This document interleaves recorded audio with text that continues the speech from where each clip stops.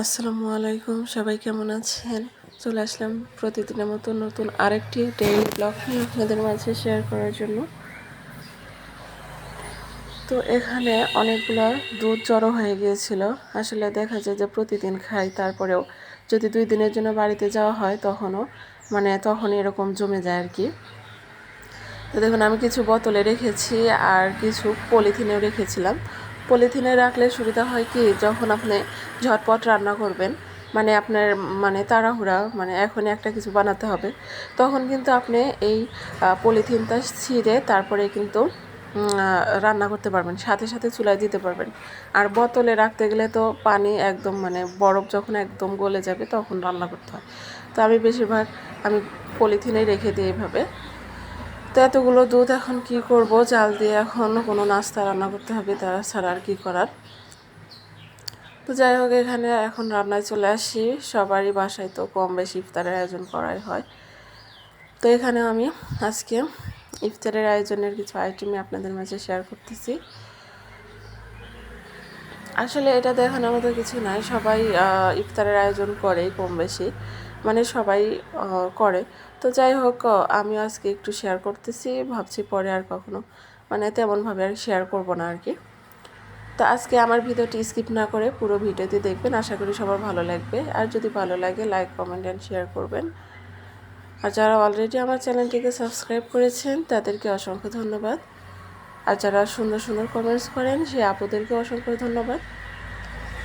তো এদিকে ছোলাটা হচ্ছে, আর এখন আমি বেসন নিয়ে নিয়েছি। আসলে একে একে সব কাজ গুছিয়ে রাখলে দেখা যায় যে একের পর এক দিয়ে রান্না করলে তাড়াতাড়ি হয়ে যায়।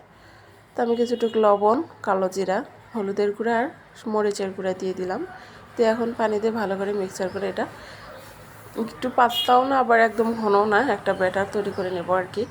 তো আমি আর একটা তাওয়াতে পর্যাপ্ত পরিমাণ তেল দিয়েছি, যেহেতু ভাজি পোড়া করতে একটু তেল বেশি লাগে। এখন আমি কয়েকটা বেগুনি ভেজে নেব আগে। তো বেগুনিটা আজকে আমি গোল গোল করেই কেটে নিয়েছি, এটা চাইলে কিন্তু লম্বা করেও কেটে নেওয়া যায়। তো দেখুন, আমার মনে হচ্ছে যে একদম পারফেক্টভাবে বেগুনির ডোটা তৈরি হয়ে গেছে। একে একে আমি কয়েকটা একবারে দিয়ে দেব।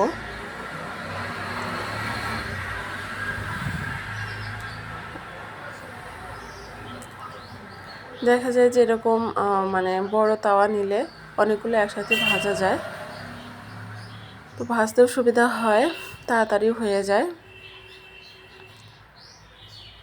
তো আমি এটা 2বার ভেজে নিয়েছি, এটা প্রথমবার। তো আমার বেগুনি ভাজা শেষ, এবার পেঁয়াজগুলোও ভেজে নেব। তো এই তো পেঁয়াজগুলো ভেজে নিচ্ছিলাম। পেঁয়াজও আমাকে 2বার দিতে হয়েছে আর কি। আসলে এগুলো করতে গেলে দেখা যায় যে সময় এমনিতেই চলে যায়। তো এবার কিন্তু রোজা মনেই হচ্ছে না যে রোজা আছে, আলহামদুলিল্লাহ অনেক ভালো লাগতেছে। আর বাবার বাড়িতে থাকলে তো কোনো কাজ করা লাগে না, তো তখন মনে হয় একটু সময় যায় না। তো এরকম বাসায় বা শ্বশুরবাড়ি থাকলে দেখা যায় যে জোহরের নামাজ পড়ে রান্নার প্রিপারেশন নিতে হয়, তখন কিন্তু এমনিতেই সময় চলে যায়। দেখা যায় যে তাও আবার হাতে সময় খুবই কম থাকে, তাড়াহুড়া করে রান্না করতে হয়। তো সেজন্য গৃহিণীদের কিন্তু আসলে বোঝাই যায় না সময় কোন দিয়ে চলে যায়। তো এখানে আমি প্লেটারটাও একটু সাজিয়ে নিলাম। তো এটা রান্না শেষ। এখন আমি আজকে ইফতারে আমার খুব করে মন চাইছিল খিচুড়ি খাবো। তো আমি তো খিচুড়ি অনেক পছন্দ করি, অনেক অনেক, আপনি ঝরঝরা খিচুড়ি হোক বা পাতলা খিচুড়ি হোক, যে কোনো খিচুড়ি আমার অনেক পছন্দ। তো এখানে আজকে আমি মিষ্টি কুমড়া দিয়ে খিচুড়ি রান্না করব, আর খিচুড়িটা একটু ভুনা ভুনা টাইপের করবো আর কি। তো এখানে আমি পেঁয়াজ আর কাঁচামরিচ দিয়ে দিয়েছি, দিয়ে এটার ভিতরে গরম মশলা, আদা রসুন বাটা, জিরা বাটা সব কিছু দিয়ে আমি গরম মশলাটা বেটে দিয়েছি। দিয়ে এটা একটু পানি দিয়ে আমি কষিয়ে নিয়েছি, ভালোভাবে কষিয়ে নিয়ে যখন এটা থেকে তেল ছেড়ে দিয়েছে তখন আমি কেটে রাখা মিষ্টি কুমড়াগুলো দিয়ে দিয়েছি। আর মিষ্টি কুমড়াগুলো যদি একটু মিষ্টি হয় তাহলে কিন্তু খেতে বেশি ভালো লাগে, পানসে হলে কিন্তু অতটা ভালো লাগে না। তো আমার এই মিষ্টি কুমড়াটা অনেক মিষ্টি ছিল। তো খিচুড়িটাও আলহামদুলিল্লাহ অনেক ভালো হয়েছিল। তো আমি এখন এই মিষ্টি কুমড়াটা একটু নেড়ে চেড়ে ভেজে নেব, কষিয়ে নেব আর কি। তো মিষ্টি কুমড়ার গায়ে যে একটু পানি আছে, তো ওই পানি দিয়ে এটা কষানো হয়ে যাবে, যেহেতু মিষ্টি কুমড়া একটু নরম হয়। তো সেজন্য আর কি পানি দেওয়ার দরকার নেই, পানি দিলে কিন্তু একদম গলে যাবে। আর এখানে আমি আগে থেকে চাল আর মুসুর ডাল আর চাল ধুয়ে রেখেছিলাম।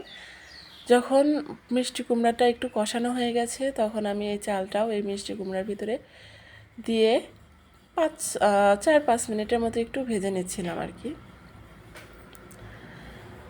তো চালটা যখন ভেজে নেওয়া হয়ে গেছে, তখন এখানে আমি অল্প পরিমাণ মানে যতটুকু প্রয়োজন পানি আমি দিয়ে দিয়েছি। তো যাই হোক, ইফতার করে নিয়েছি, পরবর্তী ভিডিওতে আর করা হয়নি। তো এখানে সেহরির জন্য সেহরিতে উঠেছি 3টার সময়, উঠে আজকে হচ্ছে মাছ ভুনা করব। আসলে 3টা 3:30টার দিকে উঠলে দেখা যায় যে ভাত উঠায় দিয়ে তারপরে তরকারি রান্না করতে কিন্তু বেশি সময় লাগে না। আর আমি সেহরিতে উঠে তরকারি রান্না করি, দেখা যায় যে ভাত হইতে যেতে আধা ঘন্টা সময় লাগে, তাহলে সেই হিসাবে কিন্তু আমার তরকারি রান্নাটাও হয়ে যাচ্ছে, তাহলে একদম মানে তরতাজা জিনিস খাওয়া হবে আর কি। তো সেজন্যই আমি সেহরিতেই রান্না করি এ পর্যন্ত। সব সেহরিতেই আমি তরকারি রান্না করতেছি, বাসি মানে রাতের তরকারি কোনোটাই খাচ্ছি না। তো এখানে মাছটা আমি ভালো করে একটু কড়া করে ভেজে নিলাম। এখন আমি এটা হচ্ছে পেঁয়াজ দিয়ে ভুনা করে নেব। আজকের সেহরিতে এগুলোই খাবো। তো আজকের ভিডিওটি কেমন লাগলো অবশ্যই কমেন্টস করে জানাবেন। সবাই ভালো থাকবেন, সুস্থ থাকবেন। আল্লাহ হাফেজ।